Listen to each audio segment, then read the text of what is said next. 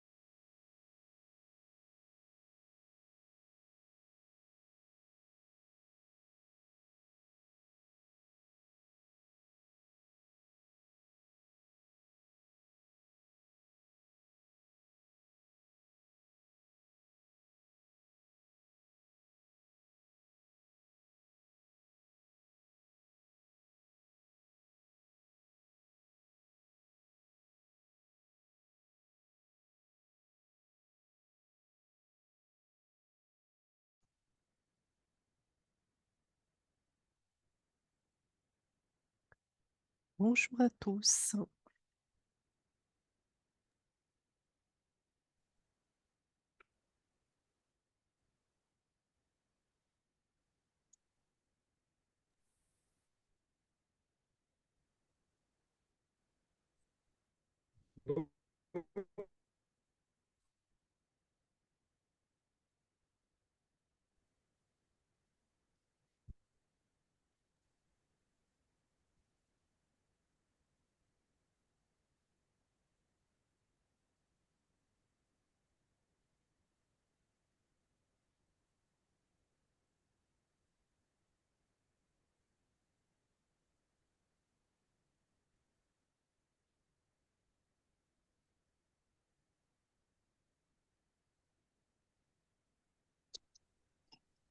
Donc voilà. Salut. Salut! Bonjour Elfie. Entre-toi un peu. Bonjour Jean-François. Bonjour. Bonjour. Bonjour.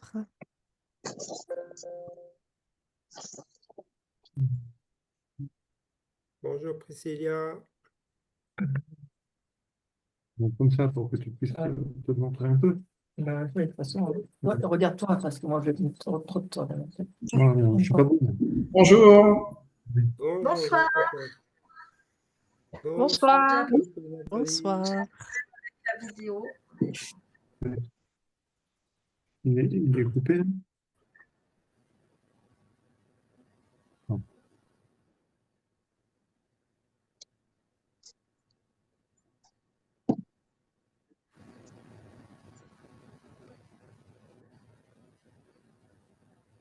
Bon, cette fois-ci, vous avez reçu le bon lien. Ouais. Ouf.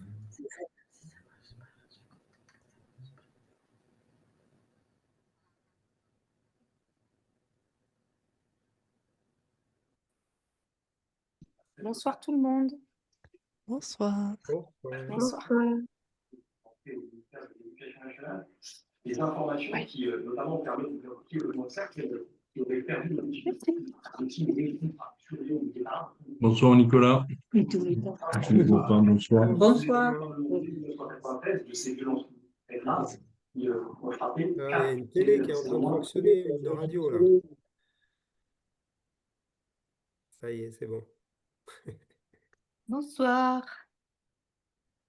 Bonsoir. Bonsoir Maïté. Bonsoir tout le monde. J'allais dire Marie-Thérèse, mais je suis tellement pas habitué à t'appeler Marie-Thérèse. Et oui, je vais changer. Je vais mettre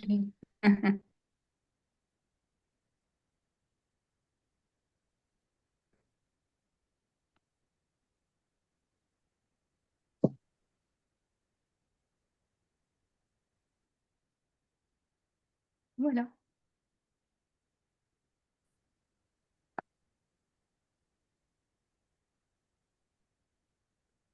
Voilà, comme d'habitude, on attend quelques minutes et on commence. Bonjour à tous. Bonjour. Coucou Bonjour, Camille. Hello Camille. Bonjour. Vous avez eu connaissance de violences sexuelles après le Salut, échange Eric. avec le juge Christian Durand. Il y a la veille de cette Ah, déclaration. il y a à nouveau la télé qui fonctionne là. Oui. Ah, c'est moi de mon côté. Alors attends, je vais couper. Ah oui, d'accord. Tu peux dire bonjour, mais pas plus.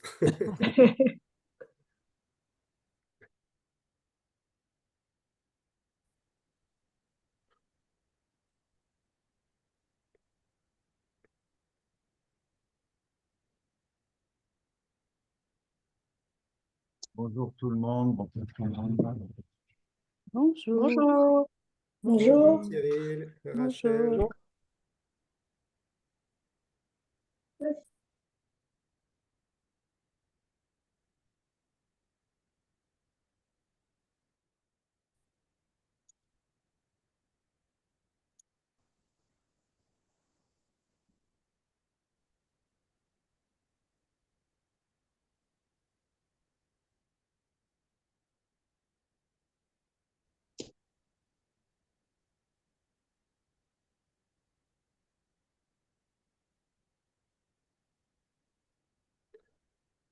Bon,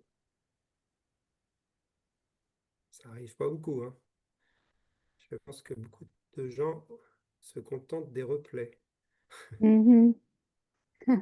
Ouais. Heureusement que vous êtes là.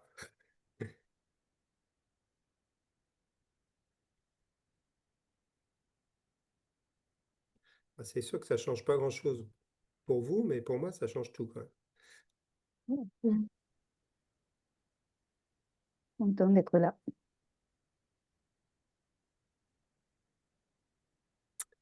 Allez, j'attends 35 et je commence. C'est les 5 minutes de grâce. Mhm.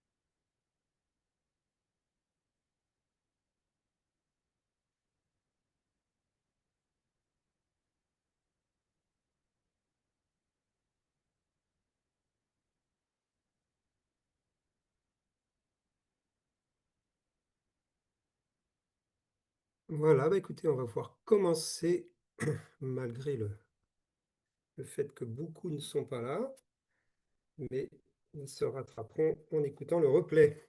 Merci en tout cas d'être présent ce soir pour continuer ce cours d'introduction à la théologie johannique.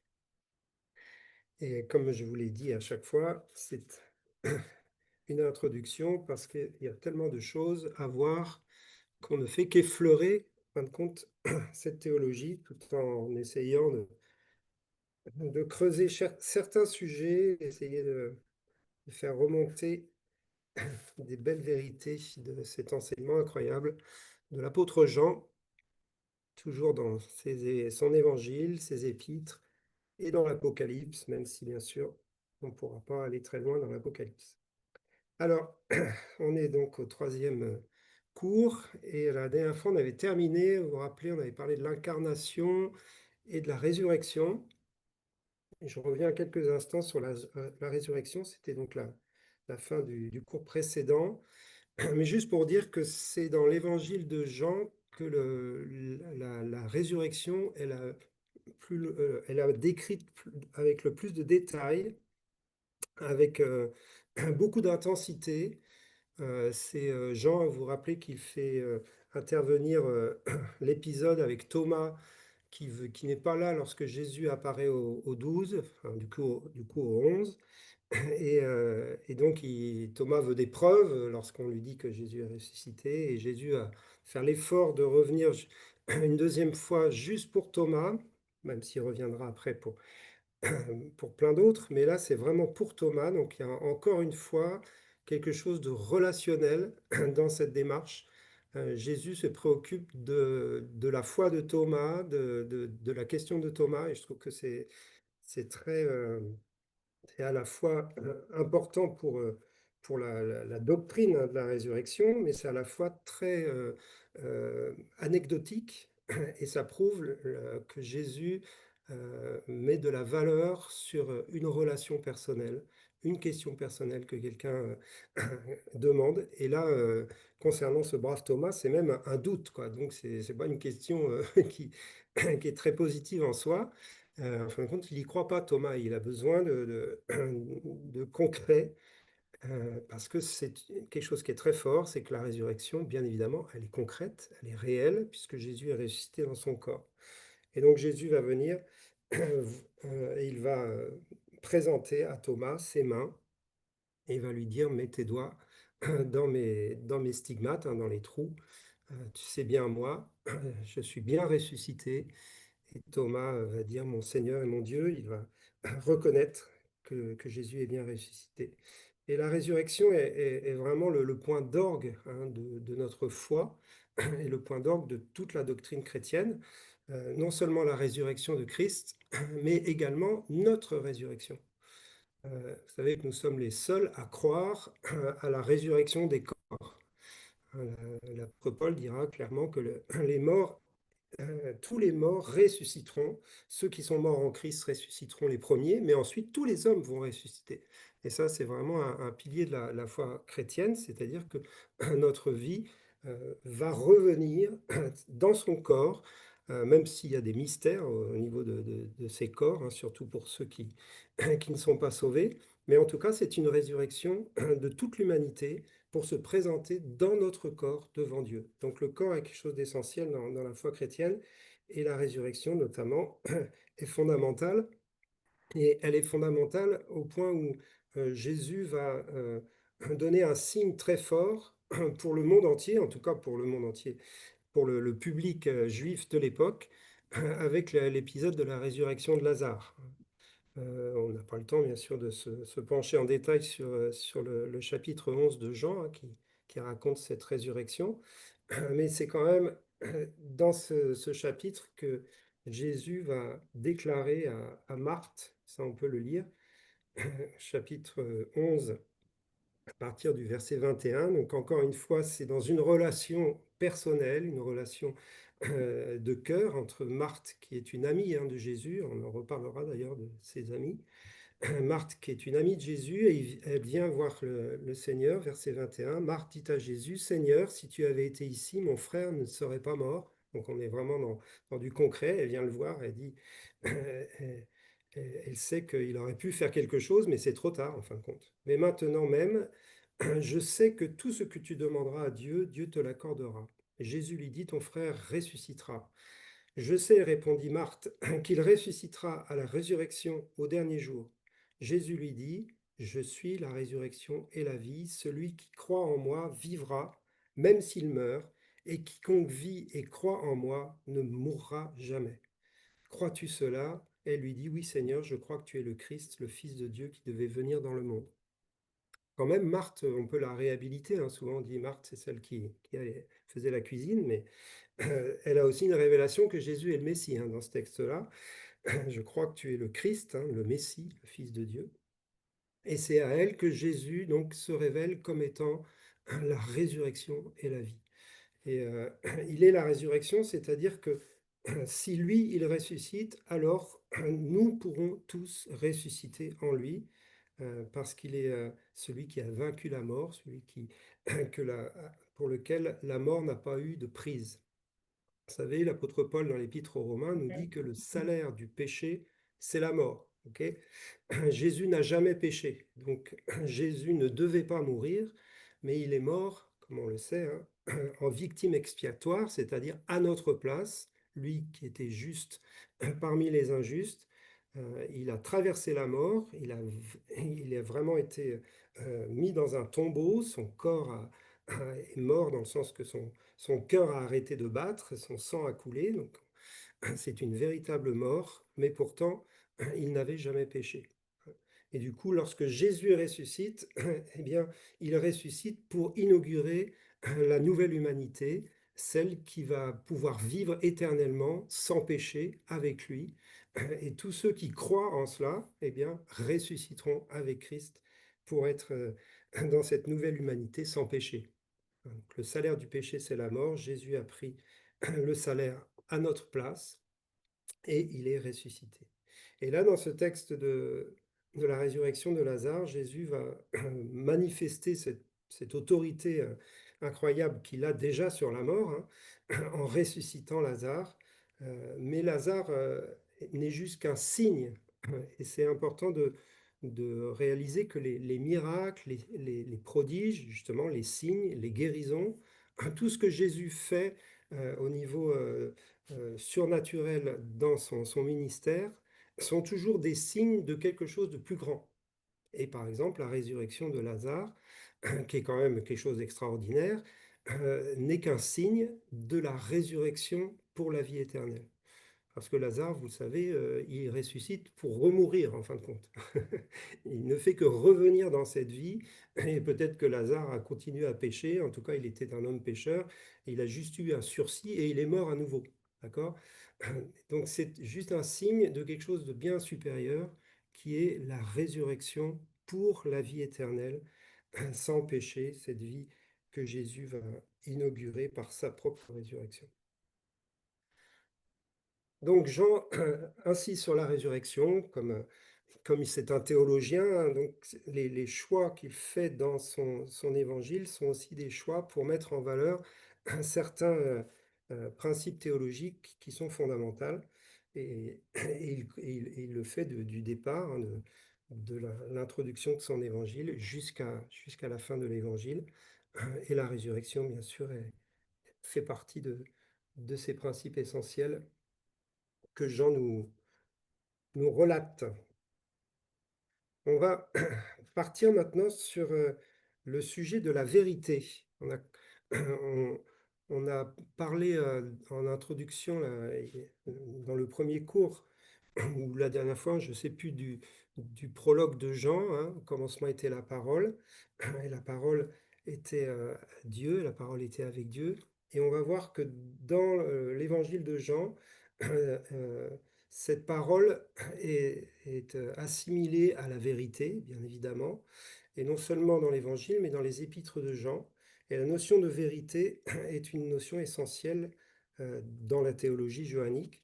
Et on va creuser un peu ça pour commencer ce soir, avec ce texte que là aussi nous connaissons bien, et à chaque fois je le dis, le nombre de versets fondamentaux contenus dans l'évangile de Jean, et celui-là aussi en est un, Jean 8, versets 30 à 32. Comme Jésus parlait ainsi, plusieurs crurent en lui, et il dit aux Juifs qui avaient cru en lui, si vous demeurez dans ma parole, vous êtes vraiment mes disciples. Vous connaîtrez la vérité, et la vérité vous affranchira.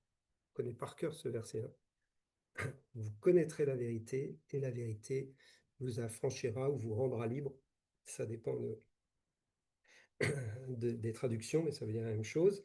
Et donc ça commence avec la foi, hein. Il dit aux disciples et aux Juifs, pardon, qui avaient cru en lui, il leur dit, cette vérité à laquelle vous croyez, elle va pouvoir vous affranchir, hein. Donc la foi est la clé pour rendre la parole, rendre la vérité efficace dans nos vies.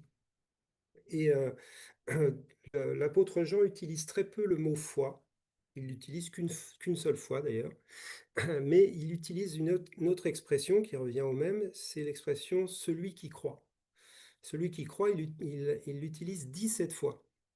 Donc encore une fois, on parle de quelque chose de relationnel. Jean s'intéresse à la personne dans sa relation avec Jésus. C'est Jésus la plupart du temps qui parle, celui qui croit en moi, etc. Des fleuves d'eau vive couleront de son sein, pour prendre juste un exemple. Celui qui croit. Et là, dans ce texte-là, Jésus s'adresse aux Juifs qui avaient cru en lui, hein. Et la foi, elle est en Jésus-Christ, bien évidemment. Elle est dans une personne, elle est dans ce que cette personne est, dans ce que cette personne a dit et dans ce que cette personne a fait. Donc, notre foi est sur, on va dire, dans trois dimensions. Tout d'abord, nous croyons qui est Jésus. Jésus est le Christ, Jésus est le Messie. Ça, c'est le fondement de notre foi. Ensuite, nous croyons à ce que Jésus a dit. Donc, c'est la parole de Jésus, et on va revenir sur cette parole. Et ensuite, on croit, et bien évidemment, sur ce que Jésus a fait. S'il avait fait que parler, ça n'aurait pas suffi. Il a fallu qu'il joigne à sa parole des actions, des actes, une incarnation, et bien sûr, sa mort sur la croix, etc. Donc, on croit que qui il est, ce qu'il dit et ce qu'il fait. Notre foi est vraiment pleine lorsque on accepte ces trois dimensions-là et qu'on les creuse. C'est-à-dire, plus tu le connais, plus ta foi grandit, plus tu découvres ce qu'il a dit, plus ta foi grandit, et plus tu découvres ce qu'il a fait, plus ta foi grandit. Et vous allez me dire, ouais, mais bon, ça c'est l'évangile, c'est vite fait, il faut passer à autre chose. Mais vous savez, l'évangile, ce que Jésus a fait, vous pouvez le creuser éternellement, tellement c'est profond. Le sacrifice de l'agneau, l'efficacité du sang de Jésus, toutes ces choses-là sont à creuser de toutes les façons jusqu'à la fin de notre vie, et même au-delà peut-être, parce que nous sommes vraiment dans une révélation progressive. Hein. À la fois un enfant peut croire, et à la fois, après 70 ans de vie chrétienne, tu continues de creuser ta foi, de l'approfondir dans les mêmes choses. Tu crois qui est Jésus, ce qu'il a dit et ce qu'il a fait. Et, et du coup, ça nous amène à cette notion de la parole dans l'évangile de Jean et dans la théologie de Jean. La parole, donc on a vu, c'est une personne, c'est Jésus lui-même. Mais c'est ce qui sort de la bouche de Dieu. Hein. D'ailleurs, dans l'Ancien Testament, hein, ce verset qui nous dit « L'homme ne vivra pas seulement de pain seulement, mais de toute parole qui sorte de la bouche de Dieu. » La parole, c'est ce qui est prononcé par Dieu. Et c'est celle-là qu'il faut croire avant le texte lui-même. Le texte n'est qu'un outil, n'est qu'un support que Dieu nous a donné pour faciliter la transmission de la parole. Et gloire à Dieu pour cette transmission du texte qui est fantastique depuis des milliers d'années. Mais c'est pas le texte qui est la parole. La parole, c'est Christ, c'est ce que Dieu dit, c'est ce qui sort de sa bouche. Et c'est pour ça que Jean utilise beaucoup le mot vérité. Il y a 3 grands versets qui fondent cette doctrine de la vérité, cette compréhension de la vérité. Tout d'abord, Jean 17, 17. C'est Jésus qui parle au Père et il lui dit « Ta parole est la vérité. » Okay. Donc, la parole de Dieu est la vérité. La parole de Dieu, c'est pas que le texte, c'est tout ce qui sort de la bouche de Dieu. D'accord ? Le logos est beaucoup plus large que le texte écrit que nous avons entre les mains. La parole, c'est tout ce que Dieu dit. On verra tout à l'heure que Dieu peut parler dans nos vies, dans une relation avec nous, et nous dire des choses qui ne sont pas écrites. Il ne nous dit pas que des versets, le Seigneur. Il nous dit des choses personnelles qui sont liées à nos vies, qui sont liées à notre relation avec lui. Et lorsqu'il parle, il est parole pour nous, il est vérité pour nous. Et notre foi s'attache à ce que Dieu nous dit. Et c'est lorsque nous croyons à ce qu'il nous dit que nous pouvons eh bien, grandir et avancer dans la vérité. Donc sa parole est la vérité. Deuxièmement, la parole, elle est communiquée par l'esprit de vérité. Jean 16, 13. On reviendra sur le Saint-Esprit ce soir, mais c'est juste pour dire cette parole est communiquée par l'esprit de vérité. C'est vraiment un nom que Jean utilise pour qualifier le Saint-Esprit. Hein. On parlera du consolateur tout à l'heure, mais il est aussi l'esprit de vérité. Hein. À l'opposé de l'esprit du mensonge, l'esprit de l'erreur, l'esprit de l'antéchrist, l'esprit de Jésus, c'est l'esprit de vérité. Jean 16, 13. Et cet esprit de vérité, il vient pour rendre témoignage à celui qui est la vérité. Donc ça, c'est le 3e verset, c'est Jean 14, 6. Hein, Jésus est le chemin, la vérité et la vie. Donc je résume, ta parole est la vérité, tout ce qui sort de la bouche de Dieu, c'est la vérité. Ton esprit est l'esprit de vérité, c'est-à-dire il a pour rôle de communiquer en nous toute cette vérité qui vient de Dieu, et il rend témoignage à celui qui est la vérité. La vérité est une personne. Vous savez, c'est dans l'évangile de Jean que Pilate pose cette question, hein, qu'est-ce que la vérité? Parce que Jésus vient de lui dire qu'il était venu rendre témoignage à la vérité. Qu'est-ce que la vérité? La vérité, c'est une personne. Jésus dit, je suis le chemin, la vérité et la vie. La vérité est une personne. Ça veut dire que en dehors d'une relation avec lui, on ne va pas découvrir la vérité. La vérité, c'est lui. Et du coup, je reviens à mon premier texte qu'on a lu tout à l'heure, Jean 8, 31, 32. Vous connaîtrez la vérité et la vérité vous rendra libre. Donc, vous connaîtrez la vérité nous parle de connaître Jésus en tant que personne, ce qu'il a dit, ce qu'il a fait, et on ne peut pas le connaître sans l'esprit de vérité. C'est l'esprit de vérité qui vient nous révéler qui est Jésus, et il le fait au travers de la parole de Dieu. Bien sûr, la Bible fait partie une partie essentielle de ce que le Saint-Esprit utilise. Mais si le Saint-Esprit te dit « achète cette maison », il ne va pas utiliser le texte de la parole de Dieu. Il va te dire « achète cette maison à tel endroit, dans telle ville, etc. » Donc le Saint-Esprit est parole de Dieu, lui aussi. Vous connaîtrez la vérité vous rendra libre. Pour que cette vérité nous rende libres, il faut qu'elle trouve accès dans nos cœurs. Et Jésus a été très, très fort avec les pharisiens dans Jean 5, versets 39 et 40. Il leur a dit, « Vous sondez les Écritures parce que vous pensez avoir en elles la vie éternelle. Ce sont elles qui rendent témoignage de moi, et vous ne voulez pas venir à moi pour avoir la vie. » Point d'exclamation. Donc là, il s'adresse aux pharisiens, aux scribes, à ces gens qui connaissent les Écritures et qui sondent les Écritures. Donc le texte, pour eux, est essentiel, il est fondamental. Ils vont le sonder, ils le méditent, ils le connaissent par cœur, parce que vous pensez avoir en elle la vie éternelle. Et en fin de compte, ils n'ont pas accès à la vie éternelle parce que les textes de l'Écriture rendent témoignage de quelqu'un qui est devant eux en chair et en os, qui s'appelle Jésus-Christ. Et donc il leur dit cette phrase très forte, vous ne voulez pas venir à moi pour avoir la vie. Donc pour être libéré du péché, de la mort et de toute la puissance des ténèbres, il faut venir à Jésus et reconnaître sa parole dans nos vies. Les pharisiens étudiaient la parole de Dieu, mais ils étaient aveuglés par rapport à Jésus. Mais sans focaliser sur les pharisiens, c'est quand même une catégorie de personnes à part, ils étaient aveuglés.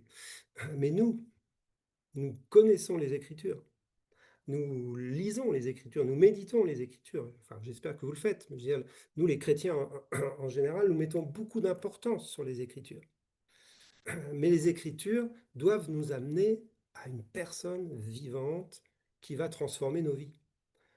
Sinon, on est juste dans une découverte intellectuelle de notre foi.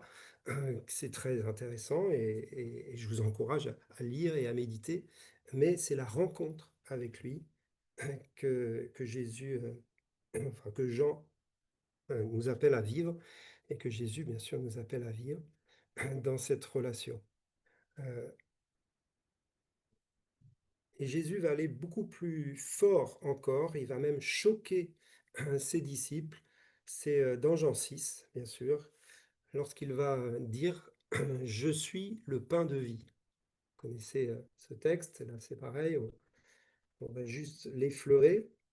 Mais on est dans ce domaine de la relation avec Jésus, mais de la relation aussi avec la vérité, avec la parole. Jésus dit « Je suis le pain de vie, celui qui vient à moi n'aura jamais faim, celui qui croit en moi n'aura jamais soif. » Donc encore une fois, il faut venir à Jésus. Et là, il y a toute une discussion qui s'entame avec les Juifs à nouveau. Et Jésus va aller beaucoup plus fort. « Je suis le pain vivant », verset 51, qui descend du ciel. Si quelqu'un mange de ce pain, il vivra éternellement. Et le pain que je donnerai, c'est ma chair que je donnerai pour la vie du monde. Donc là, il parle de son sacrifice. Et là, il commence à comparer ce pain Donc si vous lisez avant, ça fait référence à la manne hein, qui descend du ciel. Là maintenant, c'est une nouvelle manne. La manne qui descendait du ciel était miraculeuse, hein. Elle a permis aux Juifs de marcher et de vivre dans le désert pendant 40 ans, quand même. Donc il y avait déjà quelque chose de surnaturel. Et là, Jésus arrive en disant, c'est moi maintenant le nouveau pain, on va dire. Le pain, et celui-là, il ne va pas vous permettre de vivre 40 ans, mais celui qui me mange vivra éternellement, hein. Jésus leur dit, en vérité, je vous le dis, si vous ne mangez la chair du Fils de l'homme, si vous ne buvez son sang, vous n'avez point la vie en vous-même. Celui qui mange ma chair, qui boit mon sang, a la vie éternelle, et je le ressusciterai au dernier jour.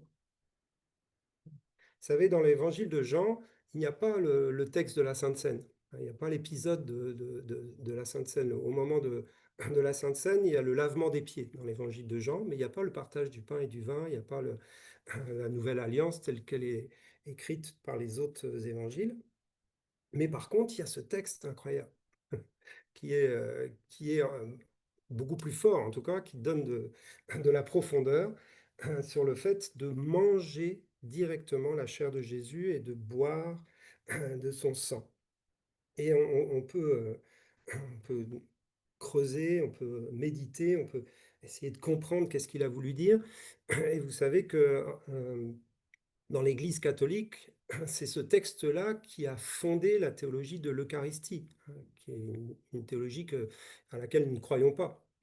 Mais c'est quand même à cause de ce texte-là, c'est-à-dire qu'ils offrent à nouveau le sacrifice de Jésus dans une messe afin qu'on puisse manger sa chair et boire son sang. Donc il y a la transubstantiation, c'est-à-dire le changement du pain en chair de Jésus, le changement du vin en sang de Jésus. C'est pour ça qu'ils offrent à nouveau le sacrifice. Pour nous, c'est impossible puisque le sacrifice a été offert une fois pour toutes, le corps a été crucifié, il a été mis au tombeau et il est ressuscité. Donc on ne peut pas le réoffrir chaque dimanche. Donc on ne croit pas à cette transubstantiation. Mais par contre, ce texte-là, il faut bien en faire quelque chose. Jésus donne une vérité là qui est un scandale pour les Juifs. Vous imaginez manger de la chair, boire du sang. Le sang des animaux, on ne pouvait même pas le boire. Alors, le sang d'un être humain, on n'en parle même pas.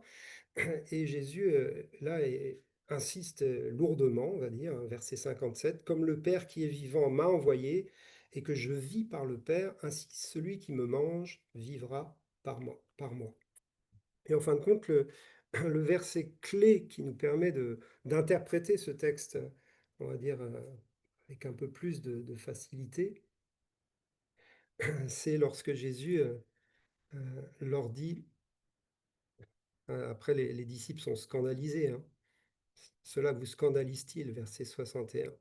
« Et si vous voyez le Fils de l'homme monter où il était auparavant, c'est l'Esprit qui vivifie, la chair ne sert à rien, les paroles que je vous ai dites sont esprit et vie. » Donc ça, c'est le verset qui, on va dire, qui nous sauve, hein.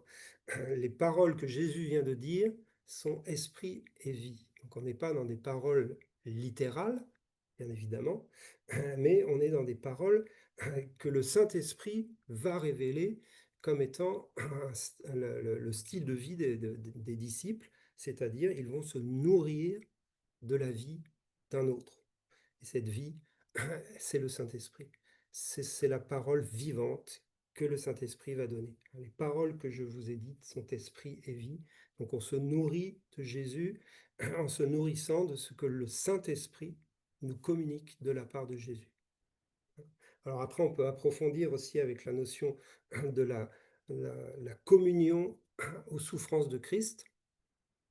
Manger sa chair, boire son sang peut parler aussi de la communion aux souffrances de Christ. La communion aux souffrances de Christ, c'est la participation à la persécution de l'Église. Lorsqu'on est persécuté à cause de notre foi en Christ, à cause de notre identité de chrétien, mais nouveau, eh bien cette persécution est une communion aux souffrances de Christ. Il n'y a pas autre chose dans la communion aux souffrances de Christ que le fait de souffrir pour notre foi. Là aussi, dans l'histoire de l'Église, il y a eu des déviances avec le dolorisme, hein, se fouetter, se faire souffrir, se faire souffrir son corps pour participer aux souffrances de Christ. Si je souffre beaucoup, je vais comprendre ce que Christ a traversé, donc je vais communier avec lui. Ça, c'est faux. C'est pas du tout ça. J'ai pas le temps de vous sortir tous les versets, hein, mais la réalité de la communion aux souffrances de Christ, c'est ce que Jésus dit dans les Béatitudes, hein, c'est heureux celui qui souffre, qui est persécuté à cause de moi, à cause de la justice, à cause de sa foi. Il est heureux parce qu'il est en communion avec Jésus. Mais là, on revient sur cette notion de la parole et de la vérité. Manger Christ, c'est se nourrir d'esprit et de vie, de se nourrir de la vie de l'esprit. Et la vie de l'esprit au travers de la parole, mais pas uniquement. La vie de l'esprit au travers de la communion avec le Saint-Esprit et avec Christ. Et on pourrait élargir, on va en reparler beaucoup. Être en communion avec la vie de Christ, c'est aussi être en communion avec le corps de Christ. Et le corps de Christ, c'est l'Église, en tout cas, les frères et sœurs. Et cette nourriture de Christ dans son corps, c'est aussi une nourriture que dont nous bénéficions les uns au travers des autres. Parfois, on prend cette image un peu marrante de dire on se mange les uns les autres. Et on va se nourrir de Christ au travers de la communion fraternelle que nous aurons les uns avec les autres. Je reviendrai sur ce sujet, bien sûr, lorsqu'on parlera de l'amour. On continue, on avance, parce qu'il y a tellement de choses. Ces paroles, donc esprit et vie, c'est les paroles qui nous amènent à de l'incarnation. La parole telle qu'elle est pensée par Jean, et bien sûr par Dieu lui-même, est toujours incarnée. Elle n'est pas juste dans l'air comme ça, comme une parole. Lorsque Dieu, parle à la création, sa parole s'incarne par la création. Donc Dieu ne parle pas pour rien dire, si vous voulez. On peut être dans un dialogue avec Dieu, mais quand on parle de la parole de Dieu qui est créatrice, on parle d'une parole qui va produire quelque chose. Un verset dans Ésaïe qui parle de ça, sa parole ne revient jamais à lui sans avoir accompli ce pourquoi elle a été envoyée sur la terre. C'est à la fin d'Ésaïe, je ne sais plus la référence, mais cette parole, elle est vivante, elle est agissante, et elle produit quelque chose de concret dans la vie des gens. C'est pour ça qu'elle nous libère, c'est pour ça qu'elle peut nous transformer, c'est pour ça qu'elle a un pouvoir, que cette vérité a un pouvoir. Et pour Jean, il va utiliser plusieurs mots par rapport à la parole ou par rapport à la vérité. Et un mot qu'il utilise, c'est le verbe marcher. Marcher dans la vérité. Dans ses épîtres, dans 2 Jean 1 à 4 et 3 Jean 3 à 4, on va lire parce que c'est des textes qu'on lit jamais. 2 Jean et 3 Jean, hein. Il n'y a pas beaucoup de gens qui prêchent sur 2 Jean et 3 Jean. Alors on va les lire pour vous montrer l'importance de la vérité pour Jean. 2 Jean 1 à 4.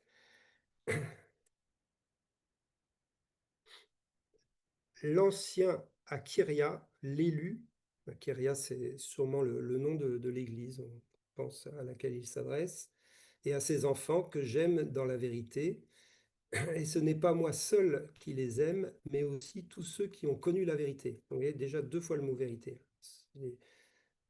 Les enfants il aime ses enfants dans la vérité, et ce n'est pas moi seul, mais tous ceux qui ont connu la vérité, à cause de la vérité qui demeure en nous et qui sera avec nous pour l'éternité. Donc on voit d'un seul coup que cette vérité, pour lui, c'est pas un texte, c'est pas juste une parole comme ça, c'est bien sûr l'esprit de vérité, ou Jésus la vérité, qui sera avec nous pour l'éternité. La vérité est vivante. Et ensuite, que la grâce, la miséricorde soit avec vous. Et dans l'autre, la 3e épître de Jean, Verset 3, « J'ai été fort réjoui lorsque tes frères sont arrivés et ont rendu témoignage de la vérité qui est en toi. » Donc là, il s'adresse à Gaius, hein, qui est un ancien. « La vérité qui est en toi, de la manière dont tu marches dans la vérité. Je n'ai pas de plus grande joie que d'apprendre que mes enfants marchent dans la vérité. » Donc du coup, on a cette expression « marcher dans la vérité », et c'est une expression qu'on va mettre en lien avec un autre thème johannique très important, mais qui est très proche, hein, c'est la lumière. Hein. On a déjà parlé dans le prologue de Jean, hein, mais c'est quelque chose que Jean utilise dans sa première épître pour parler de la marche. C'est marcher dans la vérité, et dans sa première épître, c'est marcher dans la lumière. On va lire ce texte, marcher dans la lumière. Donc, du coup, c'est la première épître de Jean.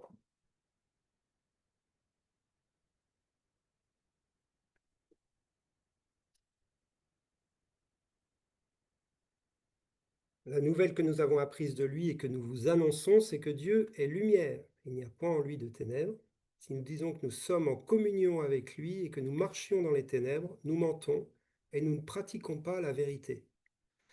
Mais si nous marchons dans la lumière, comme il est lui-même dans la lumière, nous sommes mutuellement en communion et le sang de Jésus, son Fils, purifie de tout péché.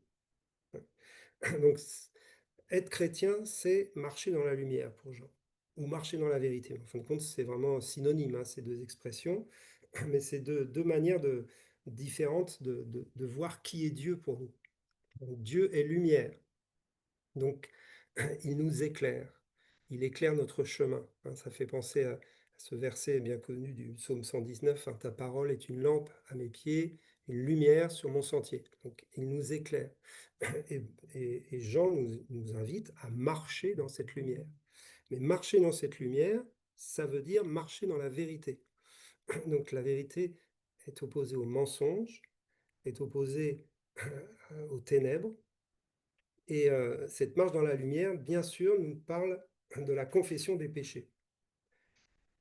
Et c'est ce que nous dit le verset 7 qu'on a lu, hein, « Si nous marchons dans la lumière, comme il est lui-même dans la lumière, nous sommes mutuellement en communion et le sang de Jésus, son Fils, nous purifie de tout péché. » Être dans la vérité, c'est confesser nos péchés à Dieu et marcher ensuite dans l'obéissance au Seigneur, dans la lumière qui est sur le chemin, qui est éclairé par lui.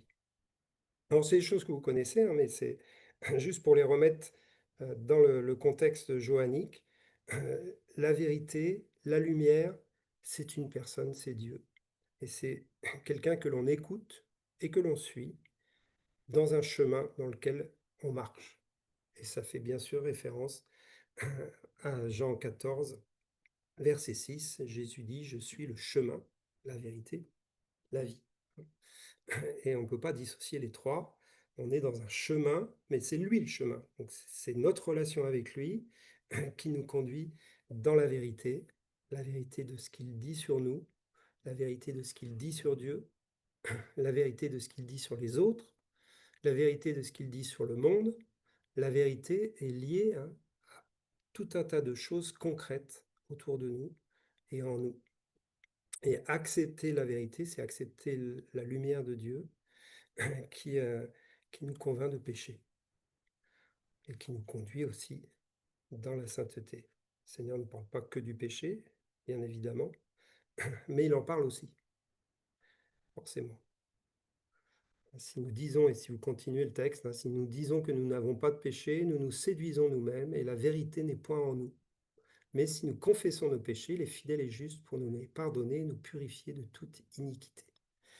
Donc la marche dans la lumière, c'est une marche dans la conscience du péché, mais on ne va pas rester dans cette identité de pécheur, bien évidemment, hein, mais on ne peut pas dire qu'on n'a pas de péché. C'est pour ça que l'apôtre Paul, lui, a une théologie où il se bagarre sans cesse contre la chair, contre la convoitise, contre l'apôtre Jean, lui, nous dit, si vous marchez dans la lumière, Vous avez juste à demeurer sous le sang de Jésus, sous cette couverture du sang de Jésus qui vous purifie en confessant vos fautes, et votre vie sera totalement juste, totalement pure. Mais on ne peut pas dire qu'on n'a pas de péché. La vérité, c'est accepter ce que Dieu dit de nous, tant dans le positif que dans le négatif. On va parler beaucoup de positif ensuite, mais là j'insiste sur cet aspect-là de la marche dans la lumière. Marcher dans la parole, marcher dans la lumière, marcher dans la vérité, tout ça nous permet d'entrer dans la vraie liberté. Cette vérité nous affranchira à condition que nous l'acceptions et que nous la mettions en pratique. L'apôtre Jean, on le voit beaucoup dans ses épîtres, nous renvoie toujours à notre mise en pratique de ce que nous croyons. Et c'est ce qu'on verra tout à l'heure. Je vous redonne deux autres mots par rapport à la vérité ou la parole qui est utilisé, que Jean utilise. Le deuxième mot, donc on a vu marcher, deuxième mot, demeurer. Il faut demeurer dans cette parole, demeurer en lui, demeurer dans la vérité. Et bien sûr, demeurer dans ce que Jésus a dit, c'est avant tout demeurer uni, en communion avec lui, et ça fait référence au texte que vous connaissez très bien de Jean 15, qu'on va regarder un petit peu maintenant. C'est à chaque fois des chapitres incroyables en eux-mêmes. On pourrait passer la soirée juste sur chaque chapitre que l'on voit. Mais on est obligé de s'arrêter quelques instants sur Jean 15, qui nous parle de plein de choses, mais qui nous parle de cette union avec Christ dans une marche, mais aussi dans le fait de demeurer dans l'union, c'est-à-dire de, de vivre l'instant présent avec Christ. L'instant présent est très important dans la foi chrétienne et dans la vie chrétienne. L'instant présent est la journée dans laquelle on se trouve. C'est dans l'instant présent et dans la journée où vous êtes que vous êtes dans la foi, que vous êtes en communion avec lui, que vous êtes dans l'obéissance ou pas, que vous marchez dans la lumière ou pas, etc. C'est pas hier ou demain, c'est aujourd'hui. Là aussi, c'est une évidence, mais on le reverra tout à l'heure sur un autre sujet. Et c'est pour ça que Jésus nous dit demeurez, c'est-à-dire restez là. C'est l'endroit où vous devez vivre. Mais où, Seigneur? Eh bien, unis au cep, en relation avec moi, en communion avec moi, du matin au soir et du soir au matin. C'est ça la vie chrétienne. Il n'y a pas autre chose. C'est pas juste le dimanche matin, c'est pas juste de temps en temps, c'est pas juste quand je lis la Bible, c'est chaque instant de chaque jour, comme dit la chanson, à chaque minute, chaque seconde, je demeure en lui. Et ce n'est pas un effort à faire, même si parfois il faut faire l'effort de revenir, mais c'est un style de vie. C'est une relation. Et la conséquence de ça, c'est pour ça qu'il est toujours concret, Jean, c'est qu'il nous dit dans Jean 15, « Tout sarment qui est en moi, qui ne porte pas de fruit, le retranche, et tout sarment qui porte du fruit, l'émonde, afin qu'il porte encore plus de fruits. » Donc il nous parle du fruit. Demeurez en moi, verset 4, et je demeurerai en vous, comme le sarment ne peut de lui-même porter du fruit s'il ne demeure attaché au cep. Ainsi vous ne le pouvez pas non plus si vous ne demeurez en moi. Je suis le cep, vous êtes les sarments. Celui qui demeure en moi et en qui je demeure porte beaucoup de fruits, car sans moi vous ne pouvez rien faire. Donc là, on est vraiment dans cette conséquence directe. Demeurer en lui nous fait porter du fruit. Nous fait porter un fruit qui va se voir, qui va se manger, qui va être pour les autres une réalité que Christ vit en nous. je fais juste un petit saut dans un autre cours, celui sur l'amour, mais ça parle de ça. C'est-à-dire que quand Jean dit « personne ne peut dire j'aime Dieu s'il n'aime pas son frère », hein, on rappelait dans la première épître de Jean, pour lui c'est simple. Si tu dis que tu aimes Dieu, tu dois aimer ton frère. L'amour pour les frères est quelque chose qui prouve notre amour pour Dieu. Eh bien, c'est la même chose avec cette histoire du fruit. Comment on sait qu'on demeure unis à Christ? C'est au fruit que nous portons. Et bien sûr, le fruit essentiel, c'est l'amour, dans le sens déjà du caractère, de notre vie transformée, mais aussi des œuvres qui en découlent. Donc, demeurer dans ma parole, c'est demeurer en communion, avec moi. Et si on va plus loin, toujours dans ce Jean 15, hein, il va parler de demeurer dans son amour. Ça, je mets ça de côté parce que ça sera un autre sujet. Mais il va dire quand même au verset 10, si vous gardez mes commandements, vous demeurerez dans, dans mon amour, de même que j'ai gardé les commandements de mon Père et que je demeure dans son amour. Donc pour Jésus, demeurer dans l'amour de Dieu et garder les commandements de Dieu, c'est la même chose. Vous allez me dire, c'est compliqué, alors ça veut dire qu'il faut essayer d'obéir à tout ce que dit le Seigneur et à toute la parole de Dieu pour demeurer en Christ. Non, c'est pas ça. Parce que Jésus résume son commandement à un commandement. Je vous donne un commandement nouveau, aimez-vous les uns les autres. Donc c'est le commandement de l'amour. Et il va même, Jean, dans son épître, résumer tous les commandements à 2 commandements. Et on trouve ça dans 1 Jean 3, 23. Et je vous invite à lire ce texte. 1 Jean 3, 23.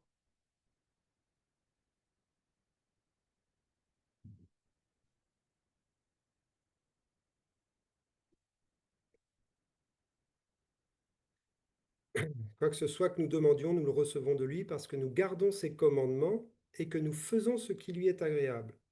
Et c'est ici son commandement, c'est que nous croyons au nom de son Fils Jésus-Christ et que nous nous aimions les uns les autres selon le commandement qu'il nous a donné. Donc là, c'est vraiment dans le texte, pour Jean, hein, il nous dit que pour être exaucé, il faut faire ce qui est agréable à Dieu, il faut garder ses commandements. Et du coup, il nous dit, voilà ses commandements. Et en fin de compte, il le résume en 2 choses, la foi et l'amour. Et Paul, lui, nous rajoute l'espérance. En fin de compte, c'est très synthétique, mais c'est ça l'évangile. C'est ça la nouvelle alliance. Ce n'est pas une série de commandements auxquels il faut qu'on obéisse. Ce n'est pas une série de choses à faire. Tout ça, c'est l'Ancien Testament, c'est l'Ancienne Alliance, et ça ne produit pas la justice. Non, là, on est en communion avec celui qui est la vie, avec celui qui est la vérité, on est en relation avec lui, on croit et on aime. Et celui qui fait ça, il demeure en Dieu, et Dieu demeure en lui. On croit et on aime. On est dans la foi au Fils de Dieu, dans ce qu'il dit, dans ce qu'il fait, dans ce qu'il est, et on va aimer Dieu, on parlera de l'adoration, mais l'amour pour Dieu se manifeste par l'amour les uns pour les autres et pour tous ceux qui nous entourent. Et ça nous amène au 3e verbe que Jean utilise par rapport à la parole ou la vérité, c'est garder la parole, garder la vérité. La parole, on la garde, Jean 8, 51.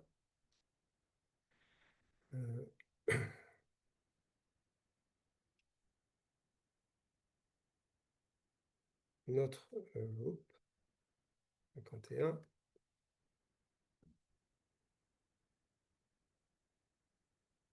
En vérité, je vous le dis, si quelqu'un garde ma parole, il ne verra jamais la mort. Okay.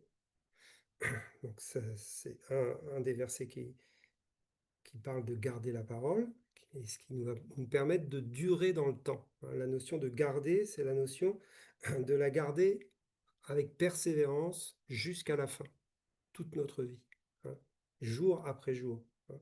Demeurer, c'est aujourd'hui, garder, c'est pour demain aussi. Et c'est jusqu'à la fin. Donc c'est la persévérance dans cette communion, dans cette parole. Et vous savez, c'est le compliment principal qui est fait à l'église de Philadelphia dans l'Apocalypse, hein, parce que tu as gardé la parole de la persévérance en mon nom, je te garderai du jour de l'épreuve qui va venir sur le monde. Vous avez ça dans Apocalypse 3, verset 8. Et Philadelphia, hein, c'est souvent une église que l'on compare à l'église des temps de la fin. Et c'est une des 7 églises, c'est pas la seule, mais il n'y en a que 2 à qui Jésus ne fait aucun reproche. Alors que les autres, parfois, ils se prennent un bon tacle. À Philadelphia, il n'y a aucun reproche. Il lui dit, par contre, tu as peu de puissance. Je connais tes œuvres. Donc, pratique des œuvres, c'est essentiel dans les encouragements qui sont faits aux églises de l'Apocalypse. Le mot œuvre revient régulièrement. C'est très important pour Jésus qu'il y ait des œuvres dans les églises et dans nos vies aussi, bien sûr. Je connais tes œuvres. Voici parce que tu as peu de puissance, que tu as gardé ma parole et que tu n'as pas renié mon nom, j'ai mis devant toi une porte ouverte que personne ne peut fermer. Donc là, on a cette porte qui fait référence à beaucoup de choses, mais en tout cas à la vie éternelle, mais aussi aux fruits dans nos vies. Il le fait, il ouvre cette porte parce qu'ils ont gardé sa parole et ils n'ont pas renié son nom malgré les persécutions et les temps difficiles. Et garder la parole de Dieu, c'est bien sûr un sujet essentiel pour Jean. On avance et on va parler maintenant d'un sujet qui est lié à tout cela.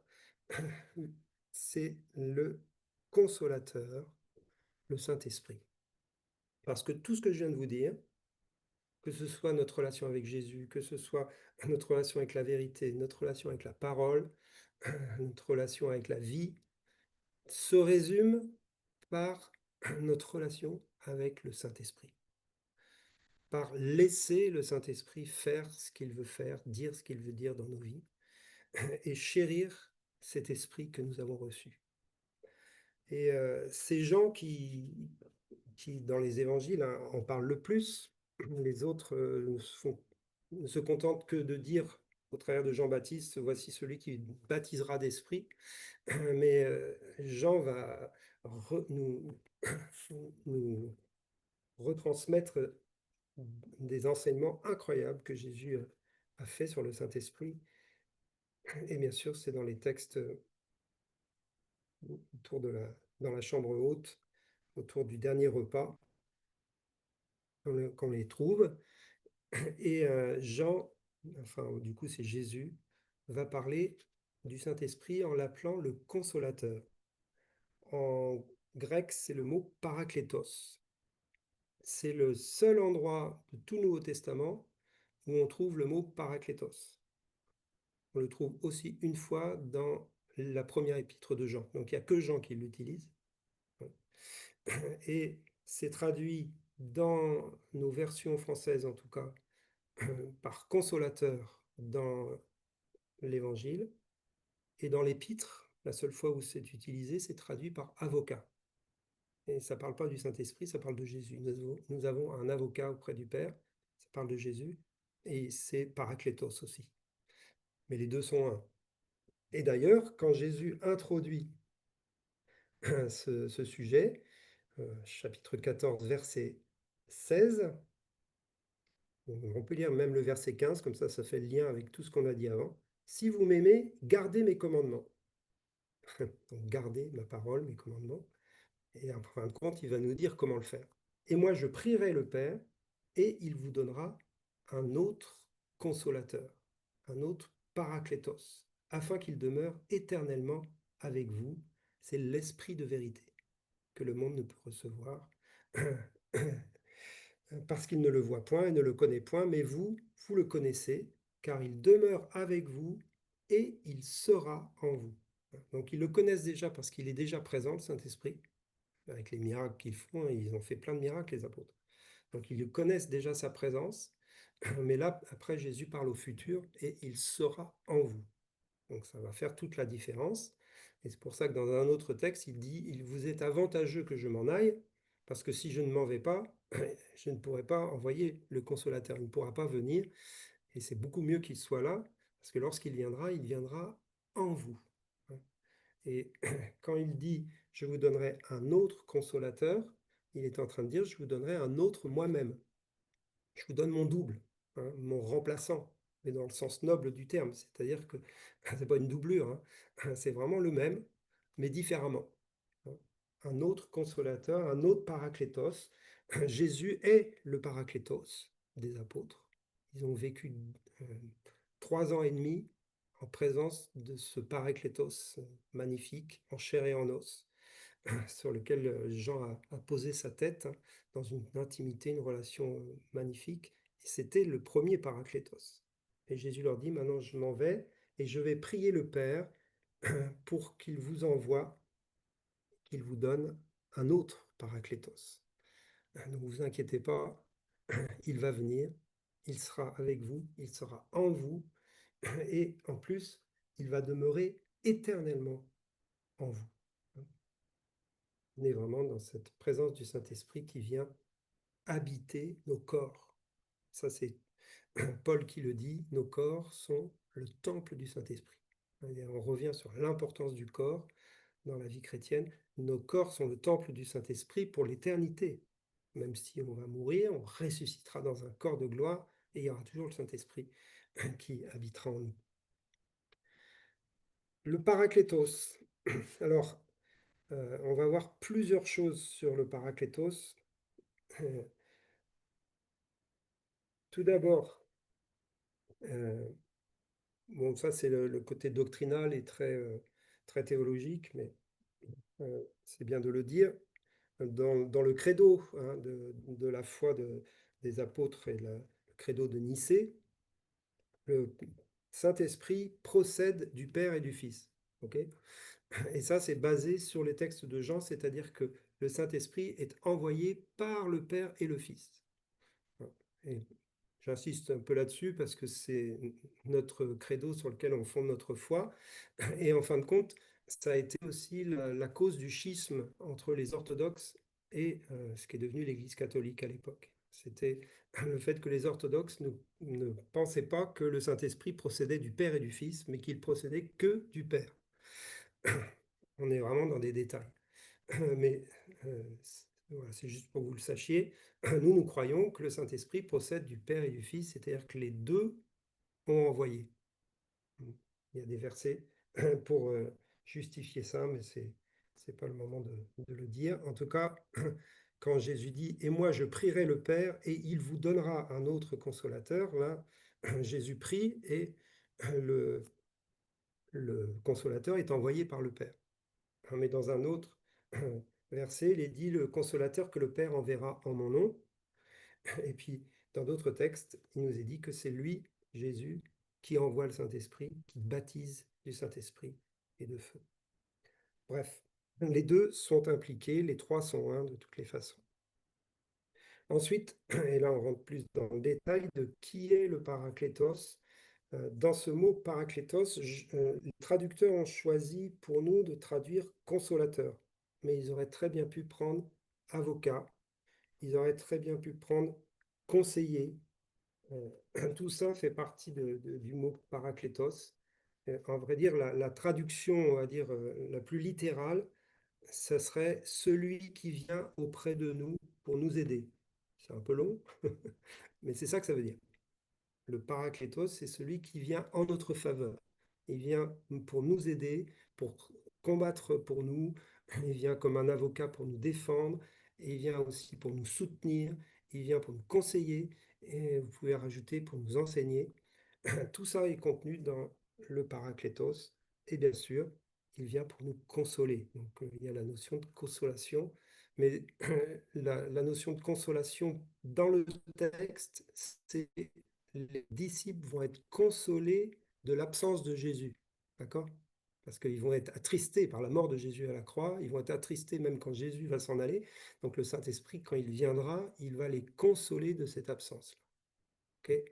Alors bien sûr, nous, on prend ça pour nous aussi, on est consolés dans toutes nos blessures et ça fonctionne, il n'y a pas de souci. Mais dans le texte, c'est de ça qu'on parle quand on parle du consolateur. Il les console de l'absence de Jésus. En fin de compte, il remplace merveilleusement Jésus.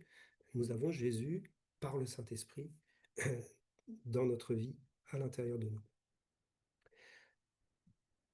Il est, alors, c'est pas une expression qui est utilisée par Jean, c'est l'expression paulinienne. Il est l'esprit d'adoption. Mais Jean, quand même, en tout cas Jésus dans l'évangile de Jean, nous parle de ça au verset 18, juste après ce qu'on a lu tout à l'heure. Je ne vous laisserai pas orphelin, je viendrai à vous. Encore un peu de temps et le monde ne me verra plus, mais vous, vous me verrez, car je vis et vous vivrez aussi. Donc là, Jésus parle de la notion d'être orphelin.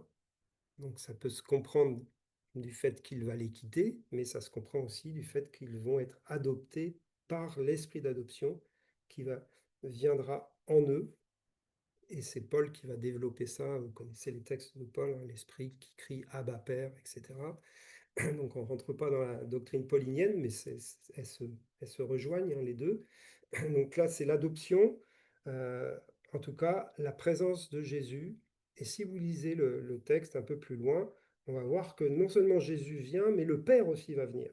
Hein. Si quelqu'un m'aime, verset 23, il gardera ma parole, mon Père l'aimera, nous viendrons à lui et nous ferons notre demeure chez lui. Donc on a le Saint-Esprit, on a le Fils, maintenant on a le Père. Hein. Donc les trois sont en nous. Il faut qu'on arrête là d'essayer de comprendre, de raisonner ou d'expliquer avec notre intelligence humaine, parce que ça nous dépasse totalement. Mais c'est bien évident que c'est un package, entre guillemets. Tu reçois le Saint-Esprit, c'est l'esprit de Jésus, c'est l'esprit de vérité, Jésus est la vérité. Tu reçois le Saint-Esprit, c'est l'esprit du Père, puisque c'est l'esprit d'adoption, donc c'est l'esprit qui crie en toi, Abba Père, et tu reçois le Père, le Fils et le Saint-Esprit en recevant le Saint-Esprit. Mais il ne faut pas vivre trois expériences différentes. On n'a pas besoin de recevoir le Fils, le Père, le Saint-Esprit. On reçoit le Saint-Esprit.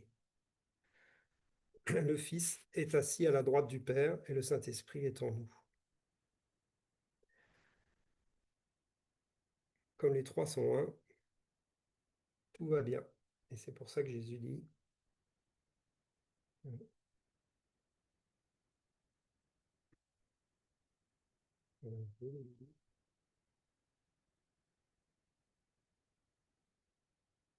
enfin, il dit que nous sommes en lui et il est en nous. Je cherche le verset, mais c'est pas grave. On continue avec le consolateur, Parakletos.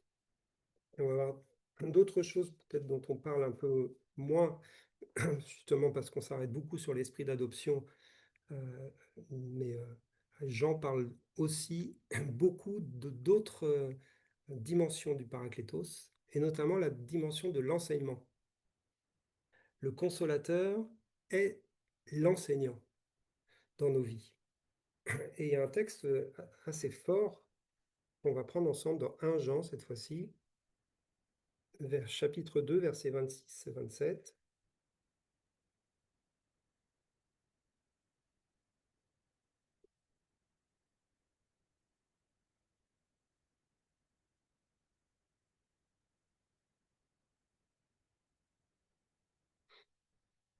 Je vous ai écrit, oui, je vous ai écrit ces choses au sujet de ceux qui vous égarent.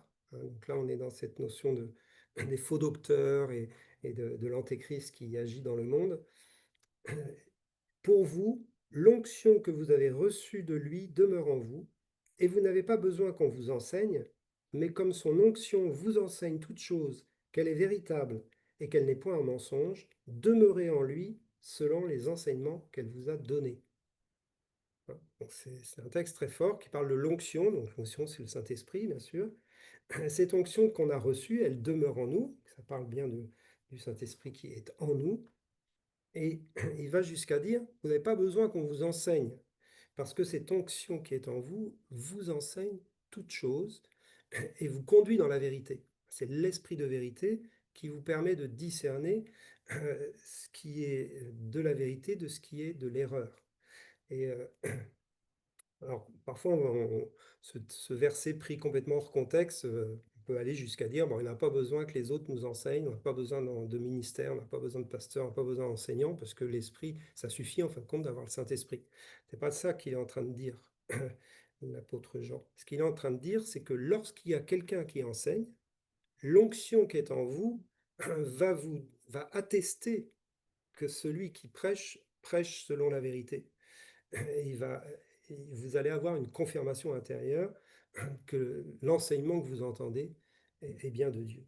Alors bien sûr, ça veut dire aussi qu'on peut être enseigné directement par le Saint-Esprit, et vous pouvez méditer la Bible tout seul et découvrir des choses magnifiques que le Saint-Esprit vous enseigne, mais on va avoir besoin de ce que Dieu a oint pour l'enseignement dans l'Église, mais même si celui qui enseigne est un homme de Dieu ou une femme de Dieu, c'est quand même ce que le Saint-Esprit est en train de te dire qui va nourrir ta vie et qui va te transformer. C'est pas tout le baratin que le gars est en train de faire, comme moi ce soir. Mais c'est en écoutant le Saint-Esprit que tu seras enseigné, parce que c'est lui qui est ton enseignant.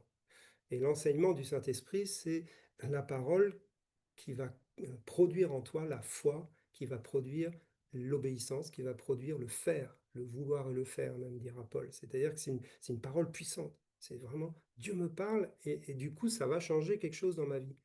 Donc on peut recevoir des informations, la connaissance est intéressante, est utile, il faut emmagasiner de la connaissance, mais cette connaissance ne suffira pas. C'est la révélation de la parole par le Saint-Esprit qui nous éclaire et qui nous donne la capacité d'être transformés et de mettre en pratique l'Évangile.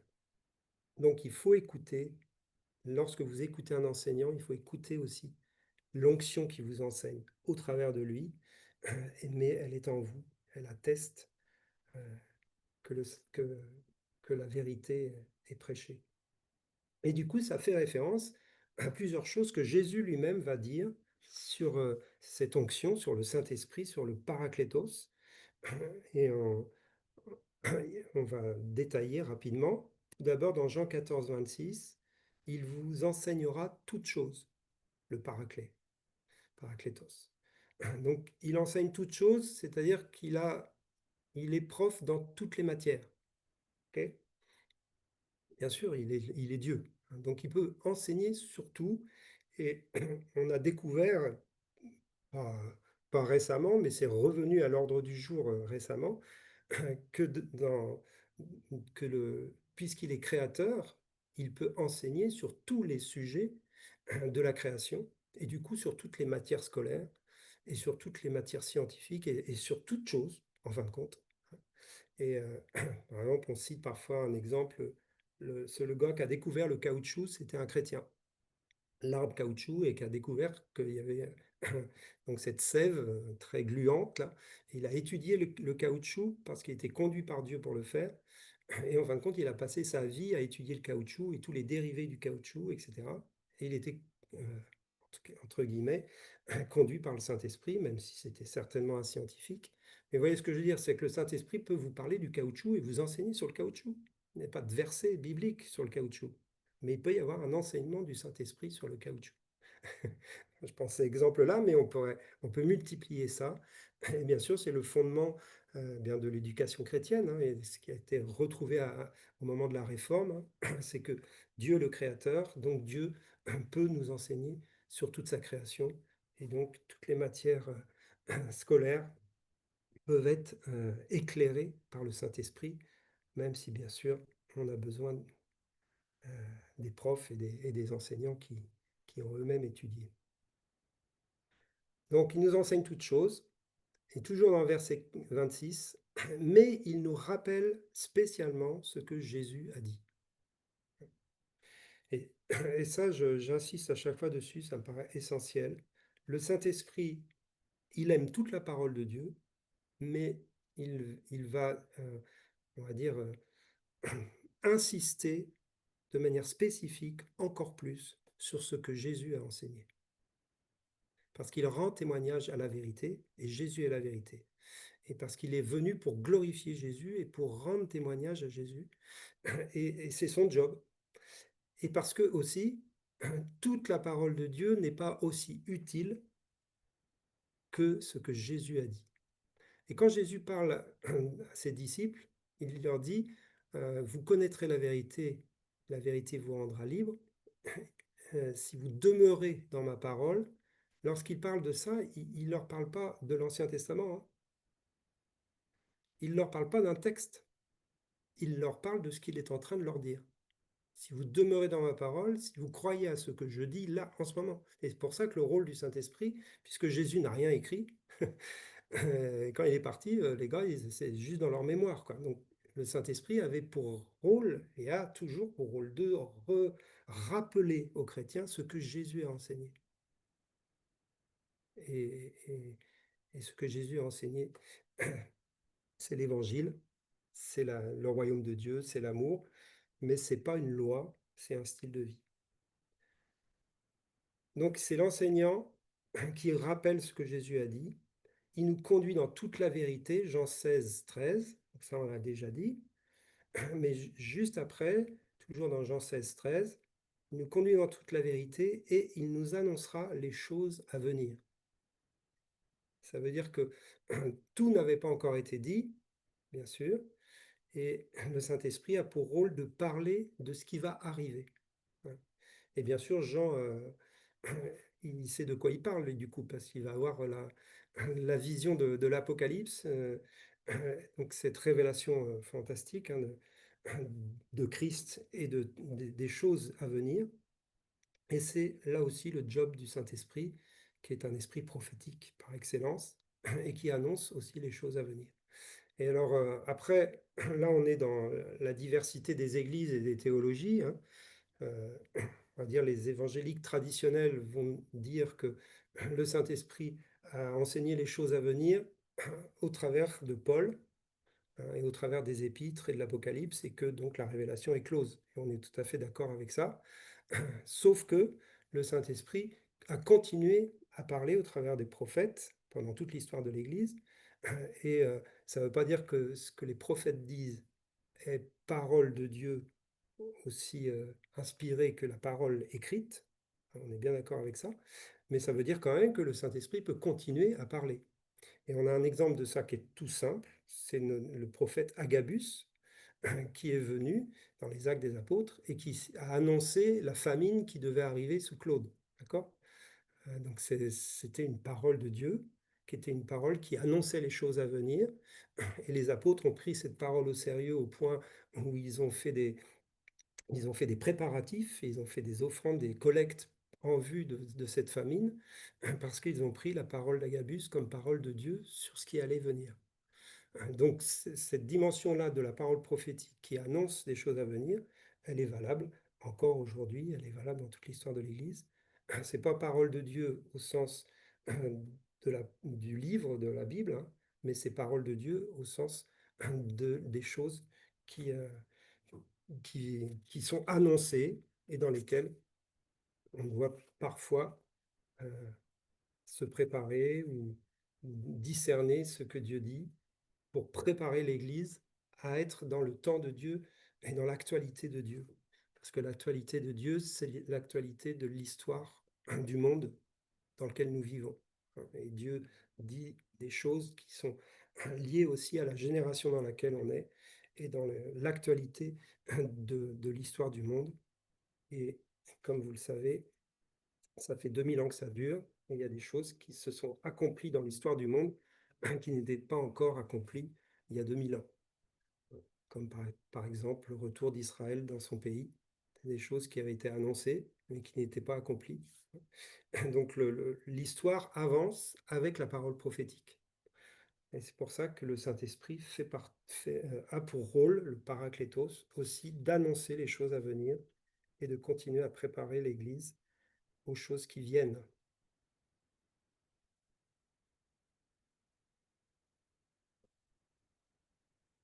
Et du coup, on arrive au troisième, je regarde l'heure là, parce que ça va vite. Le consolateur est aussi un témoin. Il est un témoin. Et dans Jean 15, 26, 27, il a un rôle très fort de témoignage. Quand sera venu le consolateur, que je vous enverrai de la part du Père. D'ailleurs, c'est là le verset où c'est Jésus qui l'envoie de la part du Père, c'est plus le Père qui l'envoie, donc les procèdent du Père et du Fils. Donc, le consolateur que je vous enverrai de la part du Père, l'Esprit de vérité qui vient du Père, il rendra témoignage de moi, et vous aussi vous rendrez témoignage, parce que vous êtes avec moi dès le commencement. Donc, un des rôles essentiels du Saint-Esprit, c'est le témoignage dans le monde, au travers, bien sûr, des disciples. Ce n'est pas le Saint-Esprit qui se met à parler dans le vide, il parle au travers des disciples, mais il est là pour rendre témoignage de Jésus, pour rendre témoignage de la vérité, et pour agir dans le monde. Et ça nous amène à cet autre verset, au chapitre 16, donc juste un peu plus loin, versets 7 et 8. Cependant, je vous dis la vérité, il vous est avantageux que je m'en aille, car si je ne m'en vais pas, le consolateur ne viendra pas vers vous. Mais si je m'en vais, je vous l'enverrai. Et quand il sera venu, il convaincra le monde en ce qui concerne le péché, la justice et le jugement. En ce qui concerne ce qu'ils ne croient pas en moi, la justice parce que je vais au Père et que vous ne me verrez plus, le jugement parce que le prince de ce monde est jugé. Donc là, on a un autre rôle, troisième rôle du Saint-Esprit. Donc premier, adoption, deuxième, enseignement, troisième, témoin. Il vient témoigner et il vient parler directement aux gens qui ne le connaissent pas. Si vous êtes devenu chrétien un jour, c'est parce que le Saint-Esprit a parlé dans votre cœur. Il vous a convaincu de péché, de justice et de jugement. Alors ça ne se fait pas de manière doctrinale, hein, mais ça se fait par révélation intérieure. On a chacun une histoire différente. Pour certains, c'est un processus qui a pris des années. Pour d'autres, ça s'est fait en 5 minutes, en une journée, en tout cas un instant T. Mais c'est l'œuvre du Saint-Esprit. L'évangélisation sans le Saint-Esprit ne marche pas. Elle ne peut faire que des prosélytes. Elle ne peut pas faire des nouvelles naissances. Des prosélytes, on rajoute des gens, mais on ne sait même pas s'ils sont vraiment nés de nouveau. Ils sont là parce qu'on a réussi à les accrocher. Ce n'est pas ça l'évangélisation. L'évangélisation, c'est lorsque le Saint-Esprit convainc lui-même les personnes. Alors, au travers de nos témoignages, au travers de nos œuvres, la plupart du temps, c'est au travers quand même des chrétiens, mais ce n'est pas forcément intellectuel, ce n'est pas le discours du chrétien qui est important. C'est l'action du Saint-Esprit dans la vie de la personne. C'est pour ça que les évangélistes doivent être accompagnés de l'intercession et de la prière, parce que c'est le Saint-Esprit qui fait le job. Personne ne peut amener quelqu'un d'autre à Jésus sans le Saint-Esprit. Nul ne vient au Père que par moi, et nul ne vient à Jésus si le Père ne l'envoie. Donc on est vraiment dans quelque chose où Dieu doit intervenir. Donc le Saint-Esprit témoigne, il convaincra le monde de 3 choses, le péché, la justice et le jugement. Le péché parce qu'il ne croit pas, c'est le seul péché qui reste. D'ailleurs, certains vont jusqu'à dire que le blasphème contre le Saint-Esprit, c'est l'incrédulité totale, c'est renoncer à la foi. Mais bon, ça c'est encore un autre sujet. Mais le péché, en fin de compte, le plus grave, c'est de ne pas croire que Jésus est le Sauveur. Parce que c'est ça qui t'empêche d'être sauvé. C'est tout simple. Mais si on croit, c'est vraiment parce que le Saint-Esprit nous a donné la grâce de la foi. C'est que la foi est un don de Dieu, et ce don de Dieu nous est donné par le Saint-Esprit. Deuxièmement, la justice, parce que je vais au Père, et parce qu'il n'y a qu'un seul juste. Il n'y en a qu'un qui est ressuscité d'entre les morts. Tous sont péchés, sont privés de la gloire de Dieu. Un seul est juste, c'est celui qui est ressuscité d'entre les morts. Et là aussi, c'est une révélation du Saint-Esprit que Jésus est le premier-né, le ressuscité, le victorieux. Et que la justice ne se trouve qu'en lui. C'est contraire à toute la doctrine humaniste qui trouve du bien et du bon en l'homme, même si l'homme a une partie d'aspiration qui est bonne, à cause du péché, il est corrompu. Et troisièmement, et vous ne me verrez plus, et le jugement, il nous convainc de jugement, parce que le prince de ce monde est jugé. Donc le jugement n'est pas contre les hommes, avant tout le jugement est contre le diable et les ténèbres. Et le prince de ce monde a été jugé, il a été condamné à la croix. Et malheureusement, tous ceux qui pratiquent ses œuvres seront jugés avec lui, à moins qu'ils se repentent et qu'ils croient dans la bonne nouvelle de l'Évangile.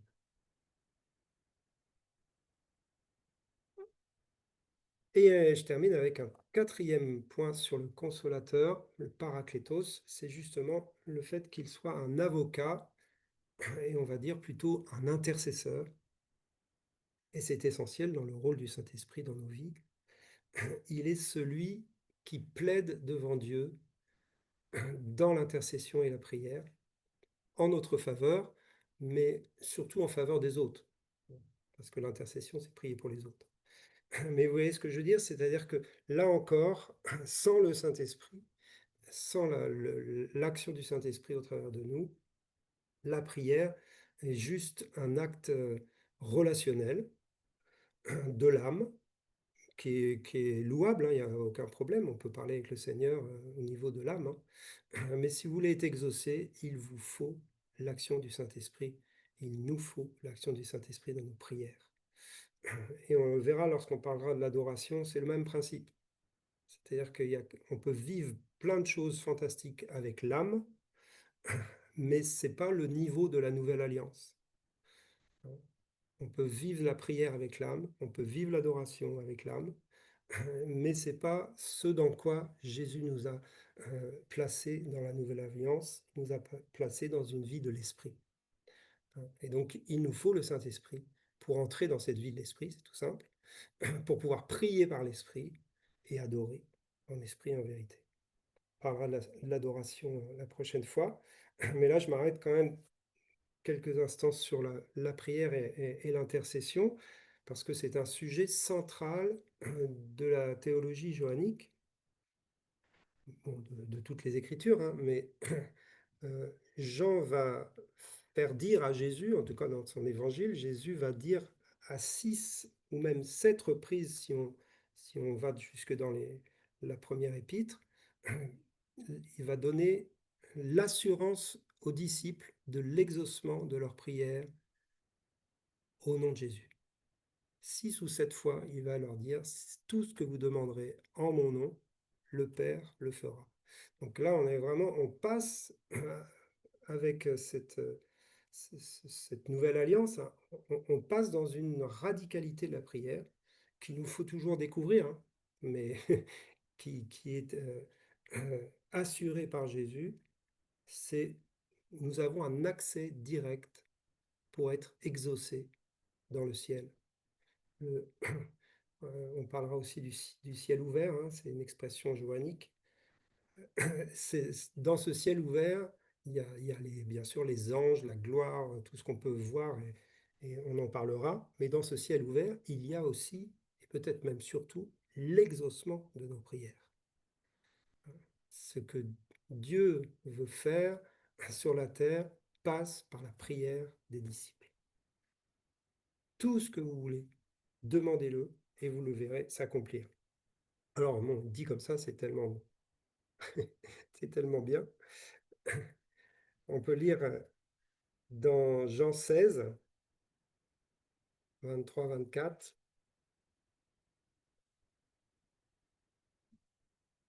En ce jour-là, vous ne m'interrogerez plus sur rien. En vérité, je vous le dis, ce que vous demanderez au Père, il vous le donnera en mon nom. Jusqu'à présent, vous n'avez rien demandé en mon nom. Demandez et vous recevrez, afin que votre joie soit parfaite. Ça, c'est juste un texte. Il y en a 6 qui redisent ce principe-là. Mais vous voyez, jusqu'à présent, il dit à ses disciples, vous n'aviez pas encore cet accès-là. Mais dans l'avenir, quand le Saint-Esprit, alors il ne le dit pas, mais c'est ça que ça veut dire, quand le Saint-Esprit sera en vous, là, vous allez avoir un accès direct. Vous allez pouvoir prier en mon nom, au nom de celui qui est assis à la droite de Dieu, et par le Saint-Esprit, vous allez avoir l'exaucement de vos prières, afin de rendre votre joie parfaite. Ça fait partie de tout cet enseignement dont j'ai parlé tout à l'heure, du cep et des sarments, du fait de demeurer en lui, de rester unis en lui, de demeurer dans sa volonté, de demeurer dans son amour. Notre prière est au cœur de cette relation. Elle est au cœur du fait de demeurer unis à Jésus par le Saint-Esprit. Et moi, je me bataille avec Dieu par rapport à ça, parce que je ne peux pas dire que toutes mes prières soient exaucées. Je ne sais pas pour vous, mais on est dans un chemin, on cherche. Et souvent, je le dis à plusieurs, ceux qui me connaissent savent que je parle de ça. Je dis, mais si jamais toutes les prières de l'Église étaient exaucées, mais ça serait juste incroyable. Vous êtes d'accord avec moi? On a demandé des choses au Seigneur. Alors, on a des réponses, bien sûr, et je vais rester positif. Le Seigneur fait des choses magnifiques, mais il y a plus. Et Jean, lui, nous place devant un truc assez radical, en fin de compte. Jésus nous a dit qu'on a un accès pour un exaucement de toutes nos prières au nom de Jésus, et c'est ça qu'il faut chercher. Alors, ça veut dire quoi prier au nom de Jésus? Parce que c'est de ça qu'il est question dans l'évangile de Jean. Prier au nom de Jésus. Les autres évangiles ne donnent pas cette expression prier au nom de Jésus. Dans les autres évangiles, il y a des enseignements sur la prière, hein, bien sûr, mais la prière au nom de Jésus, c'est à cet endroit-là. Hein, tout ce que vous demanderez en mon nom, je vous le donnerai. Il y a pour moi, quatre points essentiels qui nous permettent d'être dans cet exaucement au nom de Jésus. C'est des choses que vous connaissez, mais je vous les rappelle. La première, c'est le statut de fils et de fille que nous avons en Christ. C'est-à-dire que nous nous adressons au Père en tant que fils et filles, pas en tant qu'esclaves, pas en tant que serviteurs. Donc c'est le positionnement de foi de ceux qui ont le droit, une autorité légale, de s'avancer devant Dieu pour être exaucés parce qu'ils sont fils et filles du royaume. Donc, ça parle d'un positionnement, ça parle d'un statut, de notre identité en Christ, de notre autorité en Christ. Deuxième chose évidente, je dis, c'est demander des choses qui sont selon sa volonté. Okay? Pas sa volonté au sens général du terme, mais sa volonté au sens particulier. Qu'est-ce que tu veux, Seigneur, précisément dans cette situation pour laquelle je prie? Et là, on est dans, bien sûr, l'écoute de Dieu dans la prière. C'est pas prier juste tout ce qui me passe par la tête, ou tous les besoins qu'on a, ou toutes les situations qui sont devant nous. On le fait, hein, et il faut continuer à le faire. Mais si on veut être exaucé, il faut, dans la situation, chercher la volonté de Dieu. Dans telle situation, dans telle vie, qu'est-ce que Dieu veut faire? Au moment où je prie, c'est sa volonté qui prime sur la mienne. Moi, j'aimerais qu'il fasse ça, mais c'est pas ça qui est important. C'est savoir qu'est-ce que tu veux faire, toi, Seigneur, dans cette situation, parce que c'est ça que tu vas exaucer. Et bien sûr, ça nous amène au troisième point, c'est inspiré par le Saint-Esprit. Et c'est là où Paul est très fort, hein, dans Romains 8. Si nous ne savons pas quoi demander dans nos prières, eh bien le Saint-Esprit nous vient en aide par des soupirs inexprimables, par des supplications. Enfin, je ne sais plus le texte exact, mais il y a les soupirs inexprimables. Il y a en tout cas l'aide du Saint-Esprit quand on ne sait plus quoi demander. Donc on est là vraiment dans cette prière par l'Esprit. Et bien sûr, il y a le parler en langue qui entre en ligne de compte là, lorsque on a ce don de parler en langue. Et en tout cas, c'est inspiré par l'Esprit, le troisième point. Et le quatrième point qu'on n'oublie pas forcément, mais qui est important de rappeler, et qui est essentiel aussi, c'est qu'on prie dans l'unité du corps de Christ. Être en Christ, ça veut dire être un avec les frères et sœurs. Et c'est la prière d'un commun accord, hein, qu'on trouve dans les Actes des Apôtres, homonutadom en grec, c'est d'un commun accord. Ils étaient unis d'un seul cœur, d'une même âme, dans une même intention. Et il y avait même la notion de il n'y avait pas de besoin parmi eux, hein. On pourvoyait aux besoins des pauvres, etc., dans les actes. Et du coup, ils se faisaient des signes, des prodiges et des miracles. Une grande grâce reposait sur eux tous, parce qu'ils étaient unis, ils étaient dans l'amour. Et c'est évident que lorsque on se présente même seul dans l'intercession, Dieu nous voit toujours en relation avec le corps. Et nos relations, si elles sont brisées, eh bien, le Seigneur va nous inviter à les réparer pour avoir beaucoup plus d'autorité dans la prière. Donc le pardon, etc. Mais en tout cas, dans l'unité, il y a une autorité spirituelle pour être exaucée. Donc voilà, je vous rappelle, je vous refais les 4 points. En son nom veut dire prier dans le statut de fils et de fille, selon la volonté de Dieu précise pour une situation, inspiré par le Saint-Esprit et dans l'unité avec le corps autour de nous. Et ça nous amène à la fin de ce 3e cours qui se termine. Eh bien, j'espère que vous allez avoir un renouveau dans la prière au nom de Jésus et dans la recherche. Merci. Par réponse. Merci, Nicolas. merci. Merci beaucoup. Merci, Nicolas. Bonne soirée. Merci Merci, vraiment. Clément. Merci Nicolas. Au Nicolas, revoir. merci. Soyez bénis. Merci Nicolas. Merci beaucoup. Ciao, ciao. Merci. Bonne soirée. Bonne soirée, merci. Au revoir. Au revoir. Au revoir, à bientôt. Soyez bénis. Merci. Alors, je comprends qu'il fallait faire